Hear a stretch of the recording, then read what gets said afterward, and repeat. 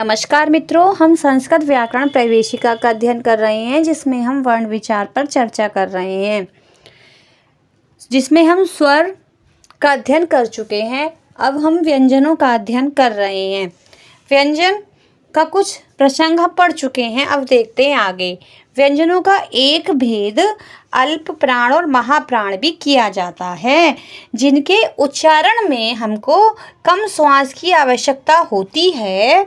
अल्प प्राण कहते हैं, यानी जिन्हें बोलने के लिए हमें कम श्वास की आवश्यकता होती है, उन्हें अल्प प्राण कहते हैं। और जिनके उच्चारण में हमें अधिक की आवश्यकता होती है, वे महाप्राण होते हैं। अब हम देखते हैं कि अल्प प्राण कौन से होते हैं। तो अल्प प्राण में वर्गों के प्रथम, तृतीय और पंचम वर्ण तथा अंतस्थ ये रे वे ले अल्प प्राण होते हैं। और जो शेष हैं महाप्राण में वर्गों के द्वितीय और चतुर्थ तथा तालव्यशय, मूर्धन्यशय और दंत्यशय और है, जिन्हें ऊष्म व्यंजन भी कहते हैं, वे महाप्राण के अंतर्गत आते हैं। अब हम देखते हैं कि उच्चारण करने का उपाय यह है कि जो अंदर से आती हुई श्वास को स्वच्छंदता से ना निकाल कर, यानी जो श्वास अंदर से आ रही है उसको उसी तरीके स्वच्छंद रूप से नहीं निकाल कर उसे मुख के अवयव विशेषों से तथा नासिका से विकृत करके निकाला जाए।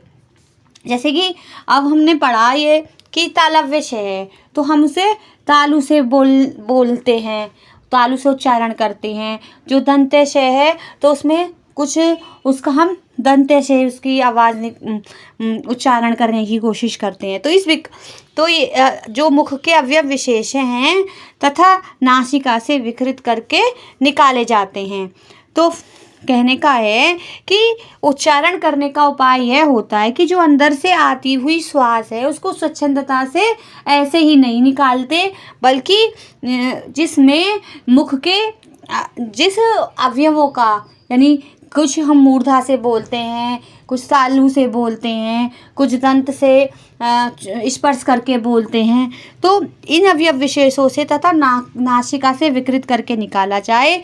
इस विकार के उत्पन्न करने में नासिका तथा मुख के भाग प्रयोग में आते हैं। मुख के भाग और नासिका दोनों चीज़ें इसमें प्रयोग में आती हैं। अब कह रहे हैं कि विकार के कारण ही नादों में भेद पड़ जाता है, यानी जब हम उसको अलग अलग अवयवों में मुख के बांट देते हैं तो उसके उच्चारण में, उसकी उच्चारण की जो ध्वनि होती है उसमें अंतर आ जाता है, भेद आ जाता है।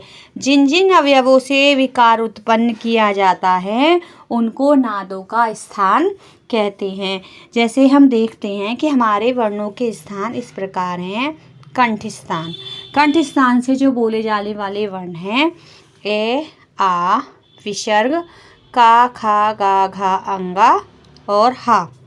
तालु स्थान से बोले जाने वाले वर्ण हैं छोटी ई, बड़ी यानी हिराश्व और दीर्घ ई, या, चा, छा, जा, झा, या और शह, सलजम। ये तालव्यशय होता है और इसका उच्चारण स्थान तालु होता है।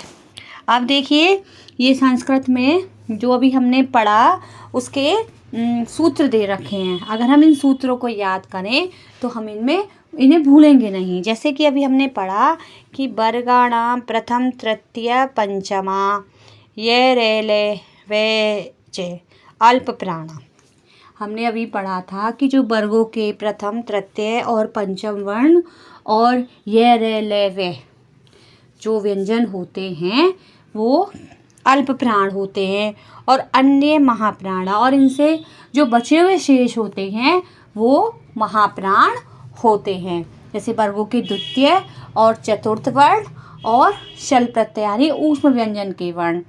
अब हम देखते हैं, अभी हमने कंठ और तालु का उच्चारण स्थानों में कौन से वर्ण आते हैं तो हम इन्हें सूत्रों के हिसाब से भी देख लेते हैं। जैसे अकु है विसर्जनीया नाम कंठा, कंठ, तो कंठ में है जैसे आ, ए, यानी ए के अंतर्गत ए और आ, हिरस्व और दीर्घ ए दोनों आ गए। कु, कू में आ गया कवर्ग, का खा गा घा अंगा। और हा, और विसर्जनीय का मतलब होता है विसर्ग। तो कंठ का उच्चारण स्थान होता है आ से मतलब है ह्रस्व और दीर्घ आ, कु यानी कवर्ग, और हा और विसर्ग, विसर्जनीय यानी विसर्ग। इसका उच्चारण, इसका सूत्र है अकु है विसर्जनीय नाम कंठः। अब हम देखते हैं इचु यशानाम तालु। इचु यशानाम तालु देखते हैं हम। तो देखिए कि ई में ह्रस्व और दीर्घ ई दोनों आ गए। चू से अर्थात चवर्ग, और शलजम वाला शे, शलजम वाला शे, ये तालव्य वर्ण होते हैं और इनका जो उच्चारण स्थान होता है वह तालु होता है, और इनका सूत्र है इचु यशानाम तालु। अब देखते हैं हम ऋटुर्षाणाम मूर्धा। जो मूर्धा उच्चारण स्थान के वर्ण हैं री से मतलब है ह्रस्व और दीर्घ री दोनों आ गए इसमें, और टू यानी टवर्ग टे ठे डे ढे डे, और इसमें आता है षटकोण वाला शे। तो ये जितने भी वर्ण होते हैं ये मूर्धन्य वर्ण कहे जाते हैं और इनका उच्चारण स्थान मूर्धा होता है। अब हम देखते हैं दंत। सूत्र है लतुल शानाम दंता, लतुल शानाम दंता। तो लरे में लरे आ गया, तू तवर्ग और ले, और शे सपेरे वाला शे। ये जो वर्ण होते हैं ये दंत्य वर्ण होते हैं और इनका उच्चारण स्थान जो होते हैं उदंत होते हैं। ये दंत्य वर्ण होते हैं और इनका उच्चारण स्थान दंत है। ऐसे ही ओष्ठौ, तो ओष्ठौ में है उपुपधमानीया नाम ओष्ठौ। एक तो उपुपधमानीया में उ, दोनों उ आ गए, पू में पवर्ग आ गया। ये जो है उपधमानीय वर्ण होते हैं। उपधमानीय का मतलब होता है कि अर्ध विसर्ग, यानी इन वर्णों से पहले अर्ध विसर्ग लगे होते हैं। तो ये इनका उच्चारण स्थान होता है ओष्ठौ, यानी ओष्ठ से बोले जाते हैं। ह्रस्व और दीर्घ उ, पू यानी पवर्ग, और अर्ध विसर्ग उपधम। इनको अगर पे और फे से पहले ये जो अर्ध विसर्ग लगाते हैं हम, इनको उपधमानीय कहते हैं और इनका उच्चारण स्थान ओष्ठ होता है। अब हम देखते हैं कि नासिका च। तो ये जो अमंगलना नाम है नासिका च, यानी ये पांचों वर्गों के जो पंचम वर्ण होते हैं, जैसे ये में ये रे ने, तो इनका जैसे अपने वर्ण का उच्चारण स्थान तो होता ही है इनका, और साथ में इनका उच्चारण स्थान नासिका भी होता है इन पंचम वर्ण का। एक तो ये जिस उच्चारण स्थान से जिस वर्ग के होते हैं वो इनका उच्चारण स्थान होता है, और इन्हें वो उच्चारण करने में नासिका की भी सहायता ली जाती है। तो इनके जो उच्चारण स्थान में नासिका का भी प्रयोग होता है। अब हम देखते हैं कि ए देतौ कंठ तालु। कंठ तालु जो वर्ण होते हैं वो होते हैं एत और एतौ। एत का मतलब है ए, और आई एतौ का मतलब होता है आई। तो ए और आई जो वर्ण होते हैं इनका जो उच्चारण स्थान होता है वो कंठ तालु होता है। अब देखते हैं कि ओ दौतौ, ये होते हैं कंठोष्टम। इसमें मिल रहा है ओत और ओत औत।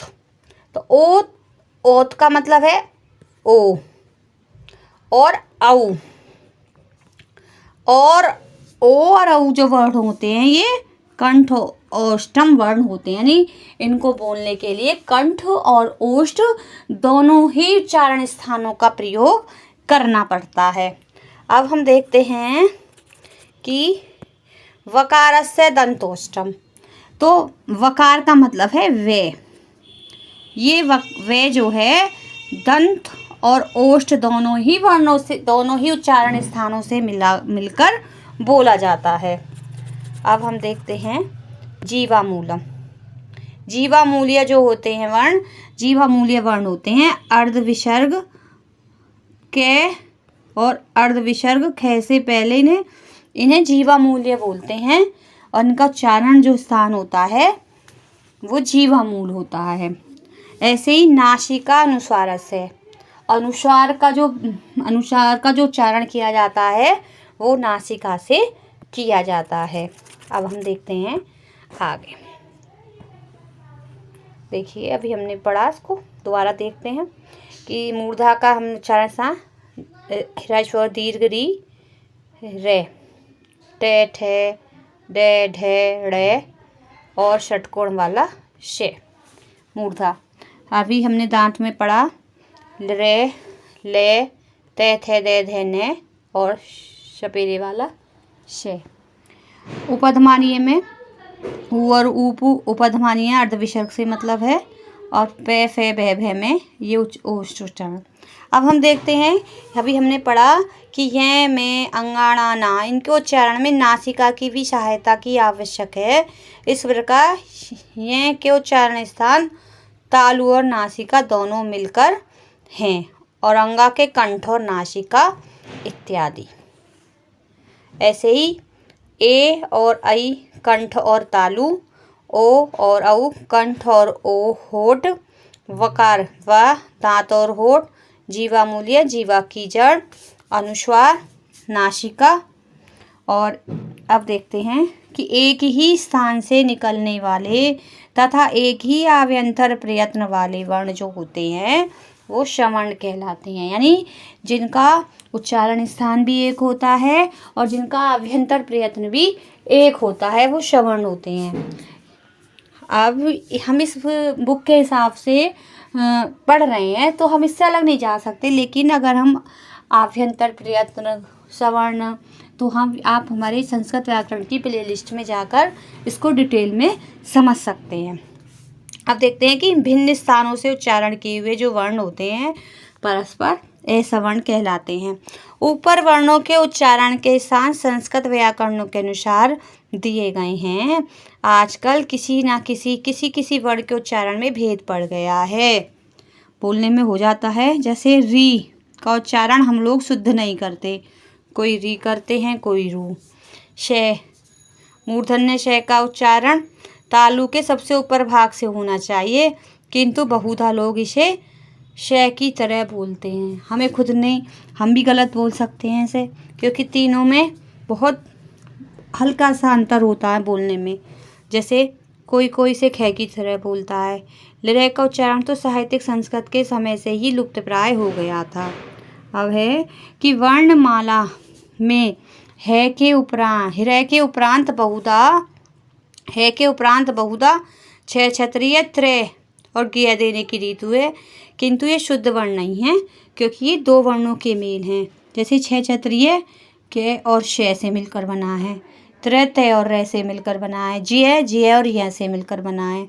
इस कारण इनको वर्णमाला में सम्मिलित करना भूल है। ये संस्कृत वर्णमाला में हमें नहीं मिलते है। यह हमने अभी पढ़ा तुल्यास्य प्रयत्नम सवर्णम तालु आदि स्थानम आभ्यंतर प्रयत्नश एतद्वयम् यस्य चेन तुल्यम तन्वित है सवर्ण संज्ञ स्यात्। ये उसकी परिभाषा है जो अभी हमने पढ़ा कि एक ही स्थान से निकलने वाले तथा एक ही आभ्यंतर प्रयत्न वाले जो वर्ण होते हैं वो सवर्ण कहलाते हैं, और भिन्न स्थानों से उच्चारण किए हुए जो वर्ण होते हैं वो परस्पर असवर्ण कहलाते हैं।